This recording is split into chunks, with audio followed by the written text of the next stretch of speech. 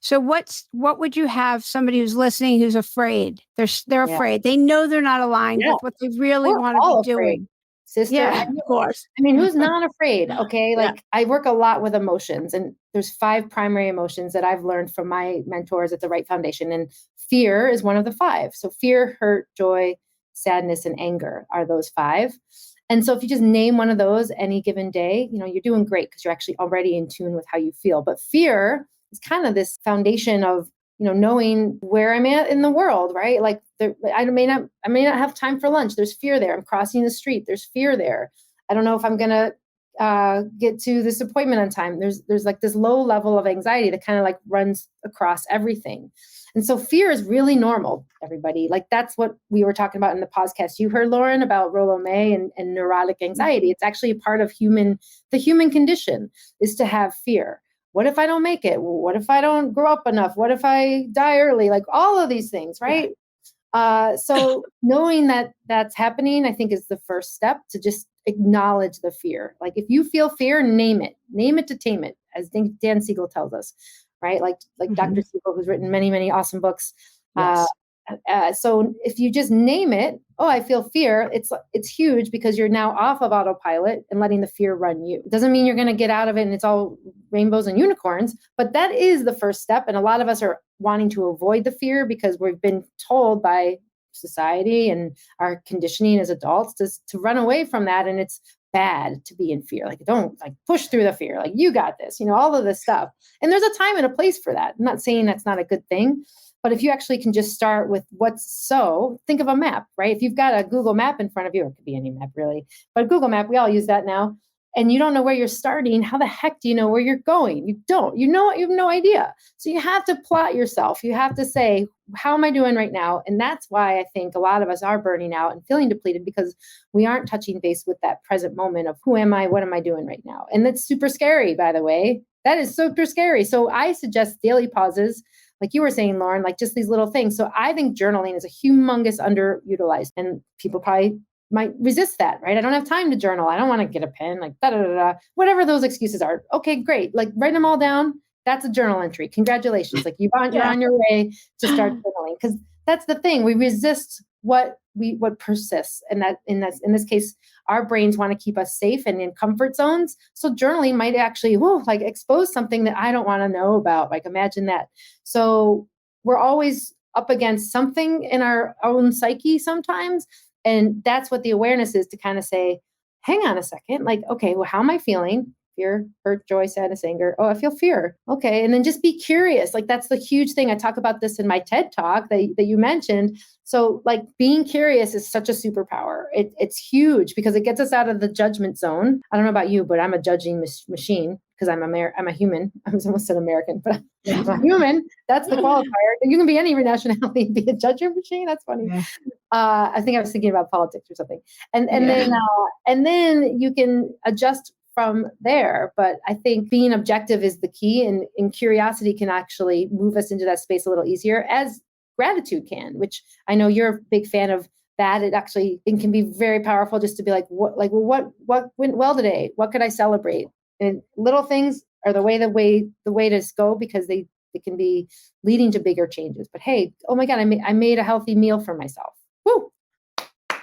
Give myself a high five in the mirror. Yeah, absolutely. Gratulous every day. Exchange them with your friends. Exactly. So I think we need to be talking about this more. I think the world is changing. As we know, we're 24/7 online, whether no matter what your title is, what you do for your living, whether you're a stay-at-home mom, whether you're like the leader of the free world, like whatever it is, there is an opportunity to check in a line and say, how am I doing? But we need to know that pausing takes intention. It doesn't just happen on its own, especially if you're like me, which I think you are, and probably all of us are achievers. We're doers. We're go-getters. We do awesome stuff in the world, and we don't want to stop because we're good at doing stuff, right? We're great at tasks. So for us to actually say time out, I call it the pause paradox. It's like, wait a second, what? Like you want me to stop?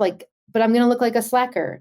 People aren't going to think I'm working hard enough. I don't think I'm working hard enough. I was told to push, go, go, go. And I know I can do it, whatever those are, right? So it's up against all our belief systems usually. And the key is to consider, just be open to it, that maybe that model is shifting and we can each assess it for ourselves through that process of some of these daily pauses, like maybe journaling, going out for a walk, having a conversation about it. And the more we talk about it, the more we destigmatize pausing or just doing whatever, because I think pausing is very active. I think it's intentional. It takes the conscious thought to know what to do. And it's not necessarily just tuning out or zoning out and putting your feet up, kicking up with a margarita and watching Netflix, although that is a pause, but it's, what are you going to get out of this? How is this going to serve you? If I think about that and say, okay, I'm going to give myself an hour to watch this show today, and I want to feel refreshed and nourished from it, then that's awesome. Like, that's what I would say is like the difference between that and just kind of the autopilot. Let me do this for the sake of it. Yeah, definitely. That way. Yeah. I think meditation and journaling are the two best tools there are. Hands down. Answers emerge in the pause for sure, but I don't think in the Netflix pause that they necessarily. And what if it's about meditation? Would that matter? No. Maybe there's a cross there, but I'm not so sure, but we don't have to go there. So for anybody who doesn't know, do you want to just kind of define emotional intelligence? You had talked about that early on. Yeah, great call. So emotional intelligence is actually a term that's been around not that long. It came out pretty much for the business world. And actually it came out first in economics in around 1995. And Daniel Goleman coined this term in his book, Emotional Intelligence, took it to the business world. And so it's only, if you think about it, it's only been around about 30 years total as a concept. And what it really means, the definition that I like to think about is it's the awareness of myself and how I'm doing in relationship to myself, others, and the world, and being present to it in the moment. That means I might know how I feel. That might mean I'm reading a room. That might mean I'm expressing based on how I'm feeling or what's going on around me. And it's all in service to becoming a better leader, in my opinion, because I'm leading my life. I'm becoming an influencer because I'm very aware of myself. And then that helps me move around and navigate the world, whether it's relationships, whether it's groups and community or my family, things like that, because I'm able to relate, and it's relating to myself and it's relating to others. And we miss that, right? We a lot of us are not trained in that. I didn't have any training in that actually until I burned out and learned the hard way. Yeah. And now I help other people, especially women and leaders, learn these tools that we're also super capable of, just like that one where we named a feeling. That's a tool. And emotional intelligence is, my sense, is the gateway to really feeling self-resilient and empathetic for yourself, but also doing what you want to do in the world in a way that feels super supported by yourself, because you're learning how to nurture and nourish yourself and self-care for yourself through emotional intelligence. It goes by EQ. Sometimes you hear that word, or EI, quotient. Yeah. And it's modeled after the IQ, which is, your intellectual quotient, but that's different. That's more like the cerebral brain.